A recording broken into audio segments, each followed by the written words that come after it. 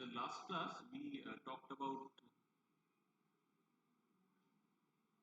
Commonwealth literature, and then we moved towards the idea of colonial discourse. We couldn't talk much about colonial discourse. We were trying to understand what is discourse. So, what is discourse? Discourse is actually a system of statements within which the world can be understood, and it's a complex of signs and practices which organizes certain social existence and social reproduction, and it is also historically evolving. Okay, there are interlocking and mutually supporting statements which evolve historically. So in one historical time there would be certain discourses, certain statements which would be in existence. In another historical time there would be again another discourse. Okay, and what is the meaning of colonial discourse? Certain representations and modes of perception which are used as fundamental tools of colonial power to keep colonized people subservient to colonial rule. That means whatever discourses justify colonization, promote colonialism, is a colonial discourse. Okay, colonial discourse is actually certain representations, modes of perception. Those things actually try to maintain and justify colonization. Right? So there are certain unspoken rules which are known as episteme that control which statements can be made and which statements cannot be made within a discourse. And these rules determine the nature of the discourse. What type of discourse would that be? Okay, it would be only determined by certain epistemes. Since a virtually limitless number of statements can be made within the rules of the system, it is these rules that characterize the discourse. So, one particular thing can have several statements. Right? One particular thing can have several statements. There can be n number of statements. But then, which statements are going to stay within that discourse? That would be only governed by the episteme. That's what we were discussing a few minutes back, right? When you were unable to understand discourse. So the world is not simply there to be talked about. Rather, it is through discourse itself that the world is brought into being. Right? The world is not there for us so that we can bump into it and understand it properly. So, but then it's about how we. It's not about how we look at it, because it's not possible to look at it in its raw form. We can only look at the world through certain discourses, right? It's through certain discourses that we can see the world. ये जो हमारे चारों ओर जो चीजें हैं उनको देखने के लिए डिस्कोर्स के थ्रू ही हमको जाना पड़ेगा.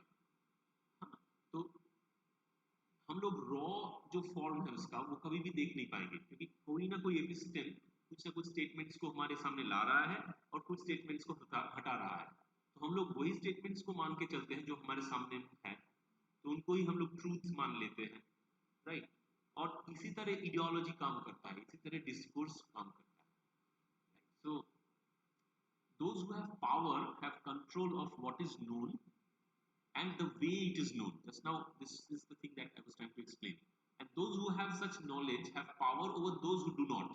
तो जिनके पास पावर है वो कंट्रोल करते हैं कौन से स्टेटमेंट्स रहेंगे, कौन से स्टेटमेंट्स नहीं रहेंगे, सर्कुलेशन में रहेंगे, और वो नॉलेज को भी कंट्रोल करते हैं. और जो नॉलेज को कंट्रोल करते हैं वो दूसरे लोगों को कंट्रोल करते हैं जिनके पास वो नॉलेज नहीं है, right? So I actually am creating knowledge and then I am letting you know that well you do not have this knowledge, right? जैसे कि modernity की जो परिभाषा है वो actually it was created by the colonists. They created the idea of modernity. आधुनिकता की जो परिभाषा है उसको अपने हिसाब से उन्होंने क्रिएट किया था. उसको हम लोगों ने सब्सक्राइब किया, एंडोर्स किया, और हम लोग सोचने लगे अरे हमारे पास तो ये सब नहीं है. That means we are not modern enough. उन लोगों के पास है. ऐसे जो उन्होंने नॉलेज की परिभाषा चेंज कर दी. They have changed the entire paradigm of knowledge. Knowledge क्या है उसको ही चेंज कर दिया. एजुकेशन क्या है उसको ही चेंज कर दिया. जो हमारे यहाँ पे सिस्टम था एजुकेशन का पहले, हाँ, पाठशाला में जो एजुकेशन होता है, मद्रासा में जो एजुकेशन, वो जो सिस्टम था उसको उन्होंने हटा दिया. उसको उन्होंने बोला कि बैकडेटेड है, खराब है सिस्टम. हमारी सिस्टम स्कूल कॉलेजेस ये सिस्टम ज्यादा अच्छा है. So that's why schools and colleges were built, right? And they had a clear purpose to build schools and colleges. They wanted us to know their language, their literature, so that many of us can work as intermediaries, as middlemen between the colonists, the colonizers, and the colonized illiterate mass. हाँ, जो जिन लोगों को school education नहीं है, हाँ, उनको कैसे समझ में आएगा अंग्रेजी, तो उनको हम लोग समझाएंगे. जो हम लोग मतलब भारतीय लोग जो अंग्रेजी समझते हैं, तो हम लोग दो भाषी काम करेंगे. हम लोग मिडिल मैन, हम लोग एक मीडिएट करेंगे, मीडिएटर का काम करेंगे, है ना. तो we will act as buffers. That is the comprador class that British colonization generated. तो ये बात है. So this link between knowledge and power is particularly important in the relationships between colonizers and colonized, and has been extensively elaborated by Edward Said in his discussion of Orientalism, in which he points out that this discourse, this way of knowing the Orient, कि Orient के बारे में जो discourse है, जो knowledge system है, उसको orientalism बोला जाता है. तो साइड, एडवर्ड साइड एक बहुत ही इंपॉर्टेंट क्रिटिक है पोस्ट कॉलोनियल स्टडीज में. सो ही wrote a book called Orientalism. वहां पे वो आर्ग्यू कर रहे हैं कि ओरिएंटलिज्म मतलब primarily it is not about the Orient, it's about how the Occident, the non-Orient population, the Europe or the West perceived the Orient, what they termed as Orient, कैसे उन्होंने देखा था ओरिएंट को. हाँ. And that is how they maintained their power over it. Orient को उन्होंने define किया था, ओरिएंट के ऊपर पावर भी उन्होंने एक्सर्ट किया था ऐसे. ठीक है. So Said's work lays more stress on the importance of writing and literary texts in the process of constructing representations of the other than does Foucault's, whose concern is more widely distributed across a wide variety of social institutions. हम लोग जो discourse के बारे में बात कर रहे थे ना, उस सिलसिले में हम लोगों को फूको के बारे में बोलना पड़ा. Actually, we were drawing upon Foucault when we talked about discourse, when we were trying to understand what is discourse, okay, how, and the very idea of episteme. These are all Foucauldian ideas. Michel Foucault एक बहुत ही important critic philosopher है, थे in the 20th century. So he actually gave these ideas. Whenever we talk about discourse in the post-structuralist sense, we actually refer to Foucauldian discourse. Okay. Said is putting more emphasis on literary texts and cultural artifacts more, while Foucault's approach is distributed across various social institutions. Foucault ज़्यादातर social institutions पे ज़्यादा ध्यान देते हैं. Side भी Foucault के ऊपर ही वो लिख रहे हैं, मतलब Foucault से ही वो इंस्पायर होकर लिख रहे हैं. Foucault से वो he is alluding to Foucault, he is drawing upon Foucault while he is writing about Orientalism, writing on Orientalism. Yet his focus is primarily on literature, literary texts and writing. So Said's insistence on the central role of literature in promoting colonialist discourse is elaborated in his later work, where he argues, later work कौन सा है, Culture and Imperialism, और एक book लिखा था उन्होंने, Culture and Imperialism, okay, where he argues that the 19th century novel comes into being as a part of the formation of empire. उन्होंने 19th century novel की जो formation है उसको एम्पायर, जो ब्रिटिश एम्पायर जो इमर्ज कर रहा था उस टाइम पे, उससे कनेक्ट किया है. ठीक है.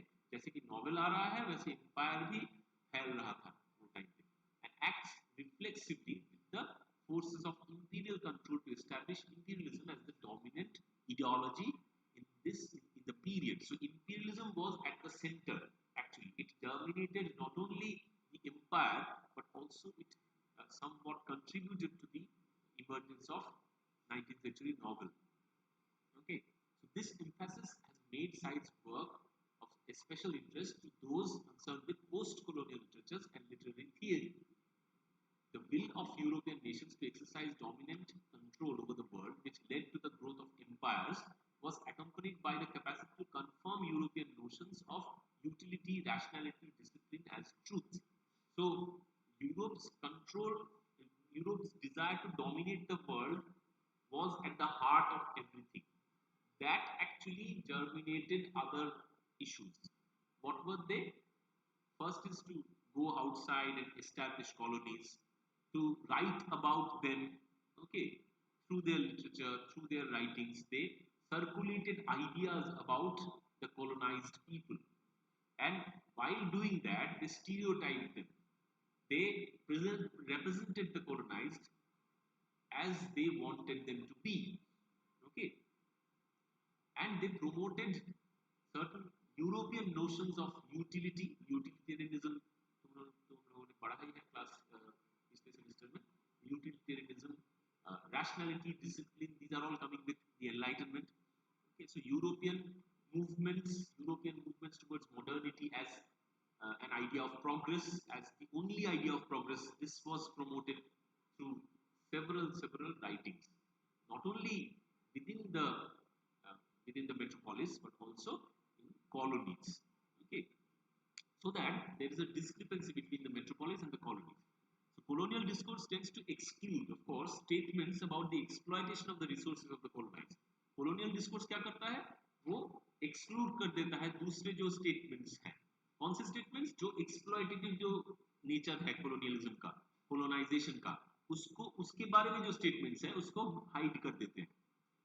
As you know that the entire pursuit of colonization in India was, and also to some extent in several African countries, it was promoted as a civilizing mission. They promoted that, they actually tried to circulate this idea, and they did it very successfully, that actually they are here to civilize us. They had a civilizing mission, and that's why they are coming to India, that's why they are coming to Ghana, that's why they are going to Kenya and other places. Why? Because their actual intention is to civilize these barbaric creatures who are less than human. Okay, so this was the idea that they promoted, but actual ideas are something different. The actual ideas are about economics, about finance, okay, about resources, wealth. So they came to us to do business. They came to us to extract wealth, exploit the resources that we had. So that's why we are saying here that colonial discourse tends to exclude statements about the exploitation of the resources of the colonized, the political status accruing to colonizing powers, the importance to domestic politics of the development of an empire, all of which may be compelling reasons for maintaining colonial ties. So rather it conceals these benefits in statements about the inferiority of the colonized. They said that actually we are coming because the colonized population is inferior to us. They are not equal to us. They are racially far inferior. They are primitive. Okay, the primitive nature of other races, the barbaric depravity of colonized societies were highlighted through several literary works and also in several cultural practices. And therefore, the duty of the imperial power to reproduce itself in the colonized society and to advance the civilization of the colony through trade, administration, cultural, and moral improvement. So they came to us not for their benefit but for our benefit. That was the idea that they tried to circulate. Okay, समझ में आया कि वो लोग आ रहे हैं क्यों? Trade commerce के लिए नहीं, प्रॉफिट के लिए नहीं, वो लोग आ रहे हैं क्योंकि हम लोग इंफीरियर है, हम लोग की सोसाइटी में उनके जैसा कोई नहीं है जो सुपीरियर है, इंटेलेक्चुअली बहुत सुपीरियर है, साबित करने के लिए आ रहे थे, क्योंकि अगर वो सुपीरियर साबित कर पाए तो लोगों को ये मटेरियल वेल्थ एक्सट्रैक्ट करने में ज्यादा कठिनाई नहीं होगी, टॉप पे चले जाएंगे वो, और जो भी प्रॉफिट होगा वो उनके तरफ फ्लो करेगा. ठीक है, तो इसलिए हाँ, तो हम लोग क्या कर रहे थे, यही सोचने की वो होता है ना कि हम what were we doing actually at that time, right? So such is the power of colonial discourse that individual colonizing subjects are not often consciously aware of the duplicity of their position. For colonial discourse constructs the colonizing subject as much as the colonized. Now, this colonizing discourse, this colonial discourse is so powerful that it not only constructs the subjectivity, it not only defines the subjecthood of the colonized population, but it also defines the colonizing subject. The colonizer जो होता है उनको भी define किया जाता है within this discourse. ये discourse this is so powerful. तो क्या है कि अगर कोई colonial माइंडसेट वाला कोई कॉलोनियल कंट्री से आने वाला कोई अगर कॉलोनाइज करने की कोशिश ना भी करे,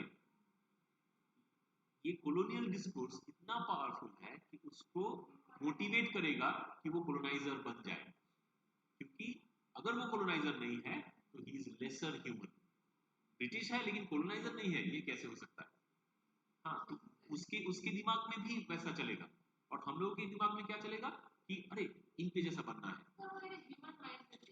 हाँ, तो एकदम पूरा तो ऐसा ही है, ह्यूमन माइंड से ही खेलना है ये।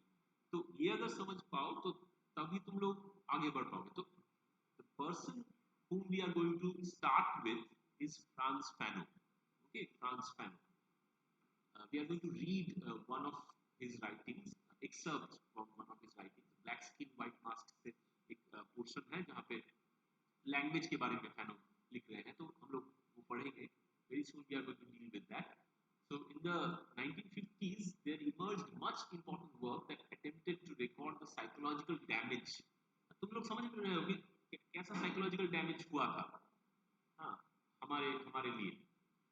So Fanon is talking about that psychological damage. What kind of suffering the colonized people underwent due to colonial discourse. And there was a prominent psychiatrist named Frantz Fanon who wrote widely and passionately about the damage French colonialism had wreaked upon millions of people who suffered its power.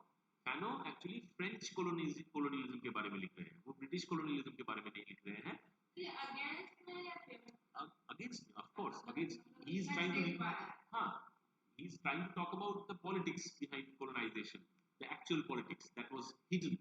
Okay, how it not only exploited us economically, but exploited us psychologically and culturally.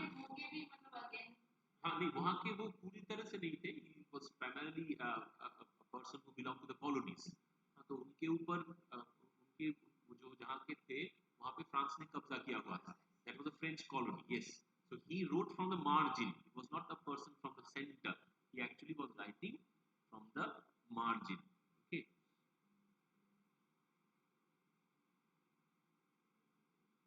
So Fanon is an important figure in the post-colonial, in the field of post-colonialism. His experience of racism while being educated by and working for the French affected him deeply. He knew French. Okay, he was a doctor actually, psychiatrist थे वो. तो एक hospital में काम भी करते थे. हाँ. So in Algeria in 1956, he resigned his post as head of the psychiatric department in Blida Jeanville Hospital and joined with the Algeria में वो थे तब Algerian rebels जो थे जो who were fighting against French occupation. Fanon joined them. Okay, doctor होके वो अपनी हाँ वो उन्होंने वो रेबल फोर्स ज्वाइन किया था. हाँ, जो वहाँ पे जो उनको आतंकवादी बोला जाता था, जो जो वहाँ पे जो फाइट कर रहे थे against French colonization. We have this text in the syllabus partially, Black Skin, White Masks. And another important book that Fanon wrote is known as The Wretched of the Earth. Okay, so we are going to, this is Frantz Fanon for you. This is his picture. So Fanon represents the earliest of post-colonial theorists. 1950s में लिख रहे थे France फैनो. तो समझ में आ रहा है कि कितना पहले उन्होंने ये सब सोची थी, और बहुत कम उम्र में उन्होंने लिखा था ये सब. So both the writings came at a very early age. Yeah, Frantz Fanon wrote this thing. He was very young. So Fanon represents the earliest of post-colonial theorists who examined the cultural consequences of colonialism and engaged with racial dynamics in the fields of psychology, psychiatry, cultural practices, and national movements, and speculated about post-colonial societies. Okay, post-colonial here means post-independence society. So he gave us an idea that what type of society we are going to have when the erstwhile colonizing powers would not be there in these places. समझ में आया कि independence के बाद कैसे society होगा. जो independence से पहले जो सोसाइटी है, कोलोनाइजिंग पावर सब ऑक्युपाई करके है वो सब सोसाइटीज में, वो सब कम्युनिटीज में, वो अगर छोड़ के चले जाए आफ्टर इंडिपेंडेंस, तब कैसे होगा. नहीं, इमेजिनेशन नहीं, ये क्रिटिकल इनसाइट से उन्होंने किया था कि जैसे उन्होंने वो कविता लिखते हैं वैसे नहीं किया था. It was not about imagination primarily, but it was his critical faculty that helped him ponder upon such things. Yes, so drawn from the experience of colonialism and therefore is a post-colonial humanism, different from the European one. Right? So Fanon alerted the world about the pitfalls of political decolonization.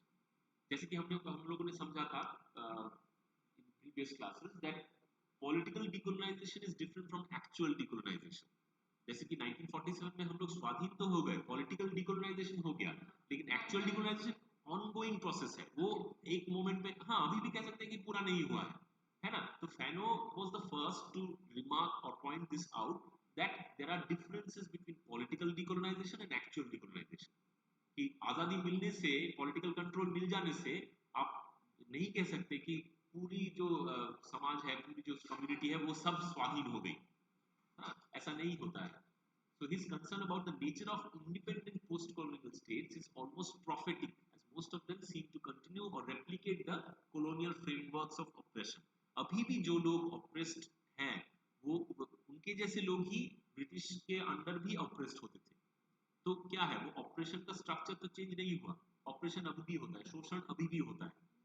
तो क्या फायदा हुआ British को भगा के यहाँ से, अगर वही शोषण, वही ऑपरेशन अभी भी कंटिन्यू करे. So Fanon critiqued colonial Manichaeism. Manichaeism refers to the dualisms of rational, good, pure, white versus irrational, evil, impure, black. तो जो भी black है, जो भी brown है, वो impure है, और जो भी white है, वो pure है.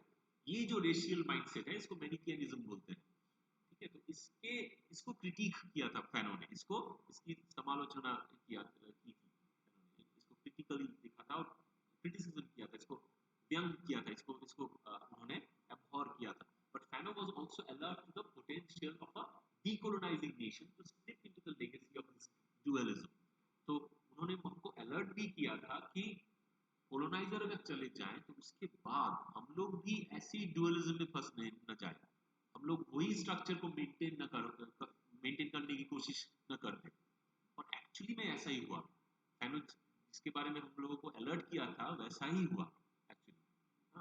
So thus Fanon was the first post-colonial theorist to warn us that after political independence some blacks can be whiter than the whites. ये समझ में आया कि कुछ ब्लैक लोग जो रेशियली ब्लैक हैं, लेकिन वो शायद व्हाइट लोगों को पीछे छोड़ दे ऑपरेशन करने में, अपने ही लोगों को ऑपरेशन उससे भी ज्यादा खतरनाक हो जाए, जो व्हाइट पीपल है उन लोगों से भी ज्यादा खतरनाक हो जाए. हाँ, तो उन्होंने ये आगाह किया था. Fanon was one of the first post-colonial theorists to explore the nature of the colonized subjectivity. Colonized का subjectivity कैसा है, वो कैसा सोचता है, वो अपने आप के बारे में क्या सोचता है, इसके बारे में बोले थे Fanon. And subject formation in the colonial situation. एक colonial situation में एक identity कैसे form किया जाता है. तुम्हारे सिलेबस में देखना कि identity politics के बारे में एक छोटी सी टॉपिक है, छोटा सा एक टॉपिक है, आइडेंटिटी पॉलिटिक्स करके, सिलेबस में ही है. तो वहां पे आपको ये सब चीजें लिखनी पड़ेगी. ठीक है. तो सब्जेक्ट फॉर्मेशन और कोलोनाइज सब्जेक्टिविटी, ये दो चीजें कैसे कैसे होता है, कैसे फंक्शन करता है कोलोनियल सिचुएशन में, इसके बारे में फैनो हमें बता रहे हैं. फैनो begins by suggesting that in the violent, racist colonial situation, the colonized had his personality, psyche, consciousness completely destroyed. The colonized, as Fanon writes, is battered by primitivism, the absence of any real intellectual activity and consciousness in general. उनको हर वक्त बोला जा रहा है कि आप inferior हो, आपका कोई कल्चर नहीं है, आपका कोई सिविलाइजेशन नहीं है.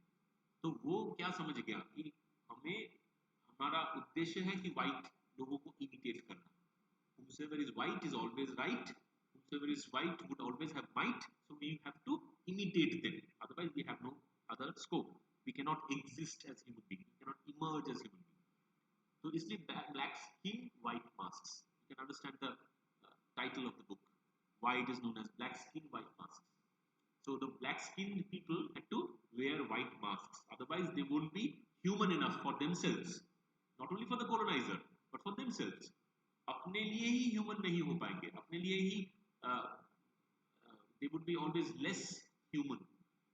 Okay, so to be a human they had to wear white masks. मतलब white जो colonizer है उनको imitate करना है, उनके जैसा बनना है. So Fanon suggests a breakdown of self consciousness, a sense of the self and of identity in the colonial situation. this condition of total self-annihilation. There is in Fanonian thought considerable emphasis on self-fashioning. तो self एनाइहिलेशन जो होता है इसमें से वो उभर के कैसे आए, जैसे हम लोग बात कर रहे हैं कि उनको ये बोला जा रहा है कि आपका कोई कल्चर नहीं है, आपका कोई सिविलाइजेशन नहीं है, आप एक्चुअली अनएनलाइटेंड लोग हैं, प्रिमिटिव लोग हैं। तो ऐसे अगर उनको समझाया गया how that person would cope with this situation, he would start self fashioning. वो लोग क्या करेंगे, they would start imitating the whites, they would fashion themselves in a particular manner. Okay, lacking identity, the colonized seeks recognition, identification as white by the white. वो imitate करने लगेंगे क्योंकि वो लोगों को रिकॉग्निशन चाहिए, वाइट्स रिकॉग्नाइज कर ले कि वो ह्यूमन है, उनके जैसे ही है, तो उनके जैसे है मतलब ह्यूमन है। The colonized denied identity is now concerned less with identity than with identification. Identity के बारे में कंसर्न नहीं है, आइडेंटिफिकेशन के बारे में कंसर्न है कि कितना वो वाइट जैसा हो पाए, कितना वो उनको नकल कर पाए, कितना वो उनके जैसा हो पाए। And the position from which identification proceeds that of the white man and white culture, so they would be extremely fond of the white culture. He fashions himself after the white master by putting on an ill-fitting white mask. तो अब समझ में आ रहा है कि black skin white mask क्यों है ना? Or more accurately, a set of masks, all roles the white man wishes the black man to play.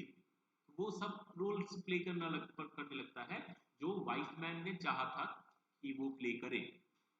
There is therefore a constant slippery shift between black and white for the colonized. लेकिन ये संभव नहीं है, हर वक्त वो जब भी वो white जैसा बनना चाहता है वो slip करके फिर black बन जाता है।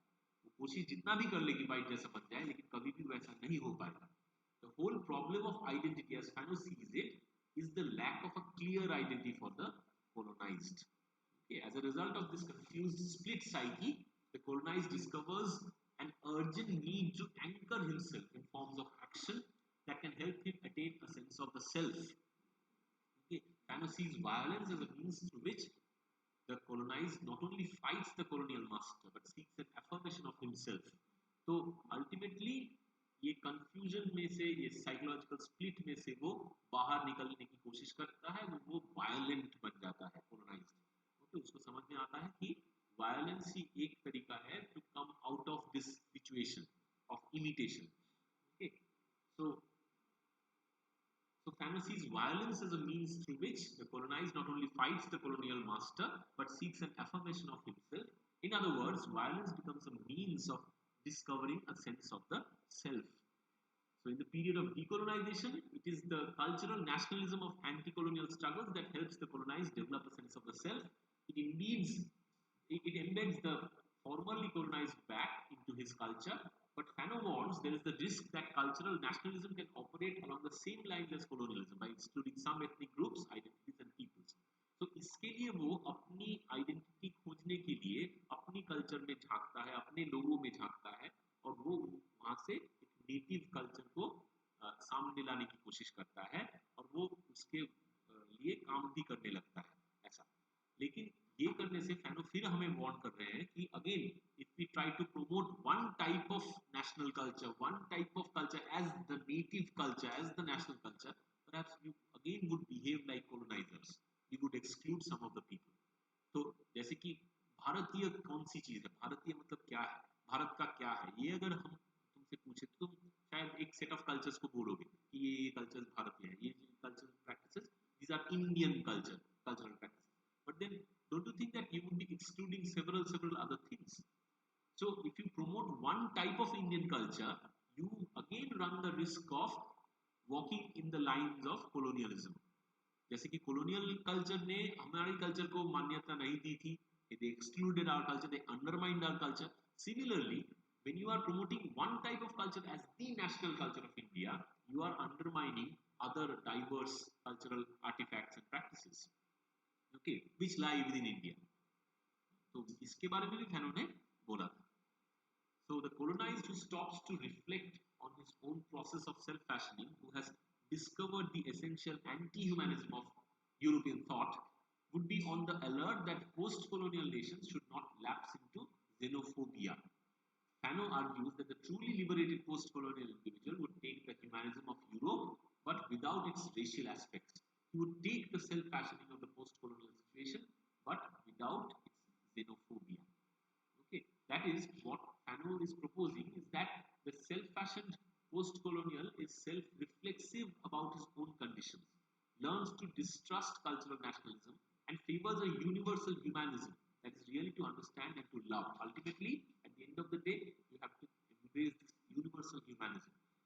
A new humanism can emerge only from the formerly colonized who is self-aware, who has a concept of the future of mankind that draws on the experience of the anti-colonial struggle, that seeks inspiration from Europe's history of humanism, but abandons both European exclusionary humanism and post-colonial xenophobic nationalism.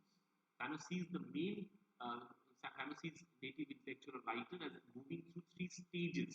So the native intellectual writer would move through three stages. First, he would try to mimic that. Okay. First, he would try to mimic that.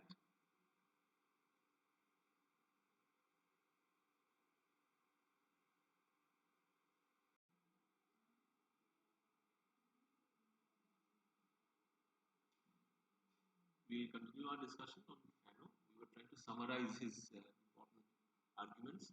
So Fanon sees that the native intellectual or the writer, okay, that writer or the native intellectual who has understood that the psyche, the idea of himself, his subjectivity, all are jeopardized in a colonial situation. And now he tries to emerge from that situation. He wants to emerge from the situation uh, of mimicry, right? So that's how he becomes a nationalist. So primarily there are three phases of the native intellectual. First is the mimic native phase, where he simply imitates the white master's culture, because first of all he has been taught that he has no culture at all. He's inferior.